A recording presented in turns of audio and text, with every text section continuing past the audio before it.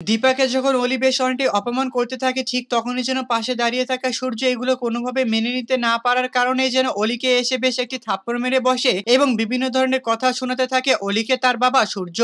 হ্যাঁ বন্ধুরা, অনুরাগে ছোঁয়া ধারাবাহিক নাটকের আগামী পর্বগুলোতে আমরা ঠিক এমনটাই দেখতে পারবো। আর আপনারা যদি আমাদের চ্যানেলে নতুন হয়ে থাকেন তাহলে চ্যানেলটিকে অবশ্যই একটি সাবস্ক্রাইব করে দিবেন।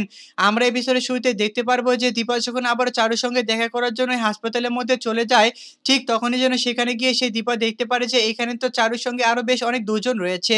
সেটা হচ্ছে সূর্য এবং অলি। তাহলে তাদেরকে মাঝখান থেকে আমি কিভাবে চারুর সঙ্গে কথা বলতে পারবো? তখন যেন সেই দীপা তারপর যেন সেই দীপাকে দেখা মাত্রই সেই অলি বেশ অনেকটা রেগে যায়। সেই অলি তার মায়ের ব্যাপারে বেশ অনেকটা বাজে কথা বলতে থাকে। যে বাজে কথাগুলো মোটেও সহ্য করতে পারেনি সূর্য।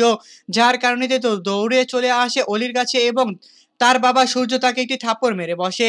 হ্যাঁ বন্ধুরা, অনুরাগে ছোঁয়া ধারাবাহিক নাটকের আগামী পর্বগুলোতে আমরা ঠিক এমনটাই দেখতে পারবো। আর আপনারা যদি আমাদের চ্যানেলে নতুন হয়ে থাকেন তাহলে চ্যানেলটিকে অবশ্যই একটি সাবস্ক্রাইব করে দিবেন।